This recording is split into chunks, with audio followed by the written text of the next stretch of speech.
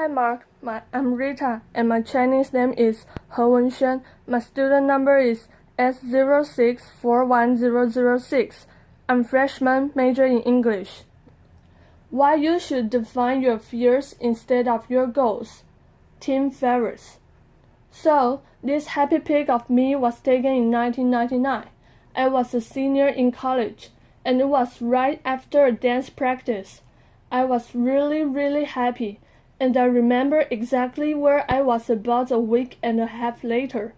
I was sitting in the back of my used minivan in a campus parking lot when I decided I was going to commit suicide. I went from deciding to full-blown planning very quickly, and I came this close to the edge of the precipice. It's the closest I've ever come, and the only reason I took my finger off the trigger was thanks to a few lucky coincidences. After the fact, that's what scared me the most, the element of chance. So I became very methodical about testing different ways that I could manage my ups and downs, which has proven to be a good investment. Laughs. Many normal people might have, say, 6 to 10 major depressive episodes in their lives. I have bipolar depression. It runs in my family. I've had 50 plus at this point, and I've learned a lot. I've had a lot of at-bats, many rounds in the ring with darkness, taking good notes. So I thought rather than get up and give any type of recipe for success or highlight reel, I would share my recipe for avoiding self-destruction and certainly self-paralysis. And the tool I've found which has proven to be the most reliable safety net for emotional free fall is actually the same tool that has helped me to make my best business decisions. But that is secondary, and it is Stoicism. That sounds boring. Laughter. You might think of Spock, or it might conjure an image like this. Laughter. A cow standing in the rain. It's not sad. It's not particularly happy. It's just an impassive creature taking whatever life sends its way. You might not think of the ultimate competitor, say, Bill Belichick, head coach of the New England Patriots, who has the all-time NFL record for Super Bowl titles, and Stoicism has spread like wildfire in the top of the NFL ranks as a means of mental toughness training in the last few years. You might not think of the founding fathers, Thomas Jefferson, John Adams, George Washington, to name but 3 students of Stoicism. George Washington actually had a play about a Stoic. This was Quito, a tragedy, performed for his troops at Valley Forge to keep them motivated. So, why would people of action focus so much on an ancient philosophy? This seems very academic. I would encourage you to think about Stoicism a little bit differently, as an operating system for thriving in high-stress environments, for making better decisions, and it all started here, kind of, on a porch. So around 300 BC in Athens, someone named Zeno of Citium taught many lectures walking around the painted porch, a stoa. That later became Stoicism, and in the Greco-Roman world, people used Stoicism as a comprehensive system for doing many things. But for our purposes, chief among them was training yourself to separate what you can control from what you cannot control, and then doing exercises to focus exclusively on the former. This decreases emotional reactivity, which can be a superpower. Conversely, let's say you're a quarterback. You miss a pass. You get furious with yourself. That could cost you a game. If you're a CEO and you fly off the handle at a very valued employee because of a minor infraction, that could cost you the employee. If you're a college student who, say, is in a downward spiral, and you feel helpless and hopeless, unabated, That could cost you your life. So the stakes are very, very high. And there are many tools in the toolkit to get you there. I'm going to focus on one that completely changed my life in 2004. It found me then because of two things. A very close friend, young guy, my age, died of pancreatic cancer unexpectedly. And then my girlfriend, who I thought I was going to marry, walked out. She'd had enough, and she didn't give me a Dear John letter, but she did give me this, a Dear John plaque. Laughter. I'm not making this up. I've kept it. Business hours are over at 5 o'clock. She gave this to me to put on my desk for personal health, because at the time I was working on my first real business. I had no idea what I was doing. I was working 14-plus-hour days, 7 days a week. I was using stimulants to get going. I was using depressants to wind down and go to sleep. It was a disaster. I felt completely trapped. I bought a book on simplicity to try to find answers. And I did find a quote that made a big difference in my life, which was, "We suffer more often in imagination than in reality," by Seneca the Younger, who was a famous Stoic writer. That took me to his letters, which took me to the exercise, premeditatio malorum, which means the premeditation of evils. In simple terms, this is visualizing the worst-case scenarios in detail that you fear, preventing you from taking action, so that you can take action to overcome that paralysis. My problem was monkey mind, super loud, very incessant. Just thinking my way through problems doesn't work. I need to capture my thoughts on paper, so I created a written exercise that I called fear setting. That goal setting for myself. It consists of 3 pages, super simple. The first page is right here. What if I? This is whatever you fear, whatever is causing you anxiety, whatever you're putting off. It could be asking someone out, ending a relationship, asking for a promotion, quitting a job, starting a company. It could be anything.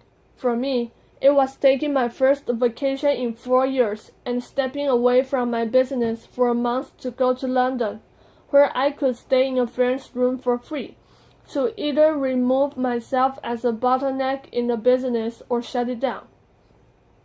In the first column, define, you're writing down all of the worst things you can imagine happening if you take that step. You want 10 to 20. I won't go through all of them, but I'll give you 2 examples. One was, I'll go to London, it will be raining, I'll get depressed. The whole thing will be a huge waste of time. Number 2, I'll miss a letter from the IRS, and I'll get audited or raided or shut down or such. And then you go to the prevent column. You write down the answer to, what could I do to prevent each of these bullets from happening, or, at the very least, decrease the likelihood even a little bit. So for getting depressed in London, I could take a portable blue light with me and use it for 15 minutes in the morning. I knew that helped stave off depressive episodes. For the IRS bit, I could change the mailing address on file with the IRS so the paperwork would go to my accountant instead of to my UPS address. Easy peasy. Then we go to repair. So if the worst case scenarios happen, what could you do to repair the damage even a little bit? Or who could you ask for help? So in the first case, London, well, I could fork over some money, fly to Spain, get some sun, undo the damage if I got into a funk. In the case of missing a letter from the IRS, I could call a friend who is a lawyer or ask, say, a professor of law what they would recommend, who I should talk to. How had people handled this in the past? So one question to keep in mind as you're doing the first page is, Has anyone else in the history of time less intelligent or less driven figured this out? Chances are the answer is yes. Laughter. The second page is simple. What might be the benefits of an attempt or a partial success? You can see we're playing up the fears and really taking a conservative look at the upside. So if you attempted whatever you're considering, might you build confidence, develop skills, emotionally, financially, otherwise? What might be the benefits of, say, a base hit? Spend 10 to 15 minutes on this. Page 3. This might be the most important, so don't skip it. The cost of inaction. Humans are very good at considering what might go wrong if we try something new, say ask for a raise. What we won't often consider is the atrocious cost of the status quo, not changing anything. So you should ask yourself, if I avoid this action or decision and actions and decisions like it, what might my life look like in, say, 6 months, 12 months, 3 years? Any further out, it starts to seem intangible and really get detailed. Again, emotionally, financially, physically, whatever. And when I did this, it painted a terrifying picture. I was self-medicating. My business was going to implode at any moment at all times. If I didn't step away, my relationships were fraying or failing, and I realized that inaction was no longer an option for me. Those are the three pages. That's it. That's fear setting. And after this, I realized that on a scale of 1 to 10, 1 being minimal impact, 10 being maximal impact, if I took the trip, I was risking a 1 to 3 of temporary and reversible pain for an 8 to 10 of positive, life-changing impact that could be a semi-permanent. So I took the trip. None of the disasters came to pass. There were some hiccups, sure. I was able to extricate myself from the business. I ended up extending that trip for a year and a half around the world, and that became the basis for my first book. That leads me here today. And I can trace all of my biggest wins and all of my biggest disasters averted back to doing fear setting at least once a quarter. It's not a panacea. You'll find that some of your fears are very well founded. Laughter. But you shouldn't conclude that without first putting them under a microscope, and it doesn't make all the hard times, the hard choices, easy, but it can make a lot of them easier. I'd like to close with a profile of one of my favorite modern-day Stoics. This is Jerzy Gregorek. He is a 4-time world champion in Olympic weightlifting, political refugee, published poet, 62 years old. He can still kick my ass and probably most asses in this room. He's an impressive guy. I spent a lot of time on his stoa, his porch, asking life and training advice. He was part of the Solidarity in Poland, which was a non-violent movement for social change that was violently suppressed by the government. He lost his career as a firefighter. Then his mentor, a priest, was kidnapped, tortured, killed and thrown into a river. He was then threatened. He and his wife had to flee Poland, bounce from country to country until they landed in the U.S. with next to nothing, sleeping on floors. He now lives in Woodside, California, in a very nice place, and of the 10,000 plus people I've met in my life, I would put him in the top 10, in terms of success and happiness, and there's a punchline coming, so pay attention. I sent him a text a few weeks ago, asking him, had he ever read any Stoic philosophy, and he replied with 2 pages of text. This is very unlike him. He's a terse dude. Laughter.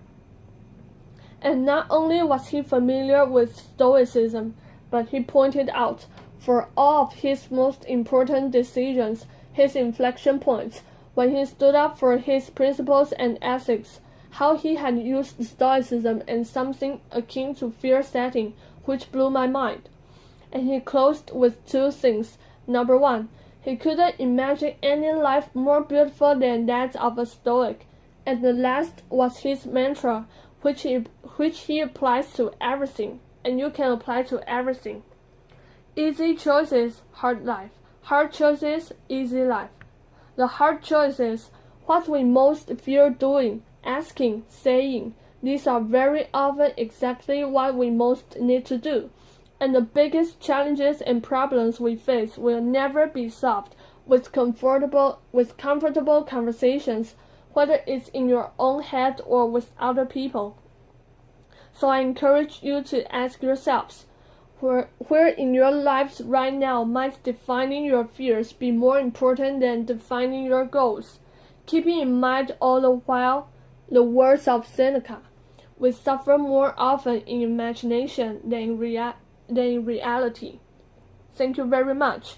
Applause.